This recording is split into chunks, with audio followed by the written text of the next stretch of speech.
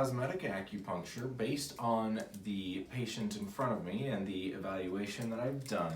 There are going to be points that aren't just on the face. We also want to make sure that we balance energy flow all throughout the body.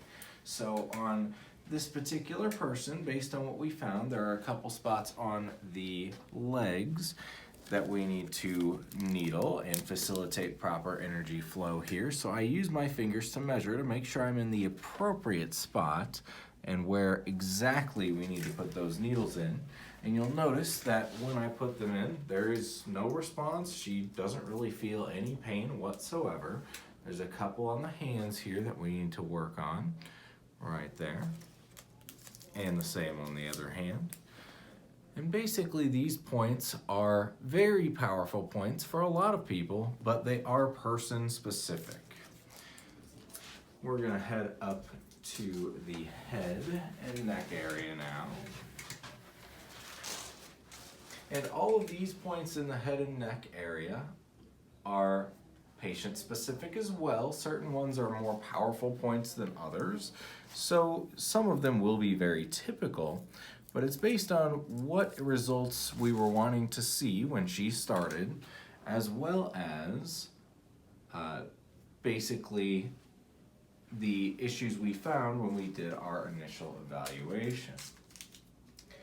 So again, you'll notice as we insert some needles that there's very little response from her because they're really not painful as they go in.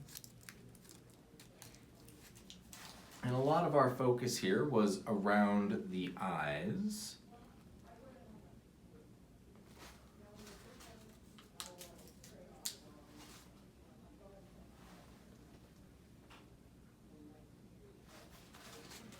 And some on the forehead as well here.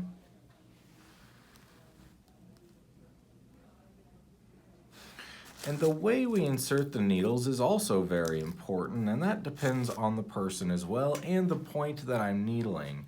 So you'll notice that there's a specific way I have to insert these needles, and there's a lot of research behind all this.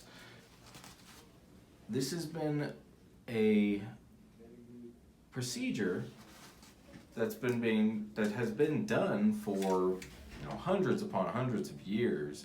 I think it was first documented back in the 1200s AD.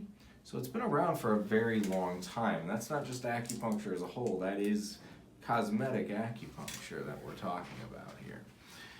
Acupuncture itself has been around for well over 5,000 years.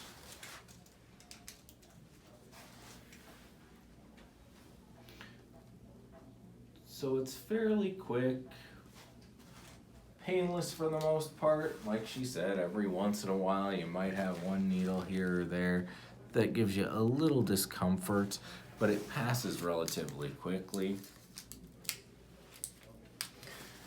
Her particular treatment plan is 26 needles. It will typically vary from 20 to 50 depending on the person, depending on their needs and what they're looking for from the procedure.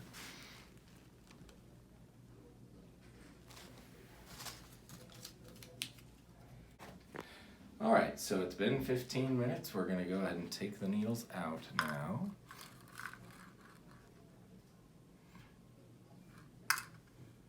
And you'll notice again that removal of the needles is relatively painless. Every once in a while, there will be a little blood.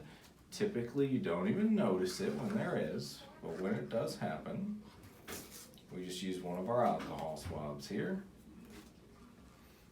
And just press, and typically just a couple seconds and you won't even notice that it was there at all. No openings after the needles come out. They're such small needles that the skin closes up immediately after removal.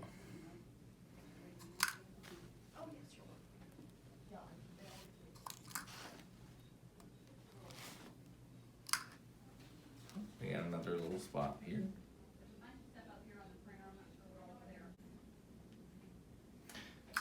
There is a small chance of bruising with the needles, but it is pretty minimal. It does happen occasionally.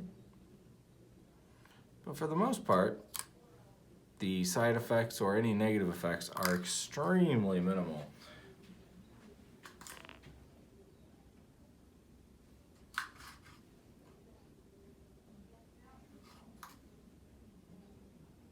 So just two little spots that were mild bleeders. In traditional Chinese medicine, when you have a point that bleeds after insertion, it just means that that point needed to be needled and it needed to release some energy, and the blood is the form of that energy being released. All right, and we're all done there. How do you feel? Good.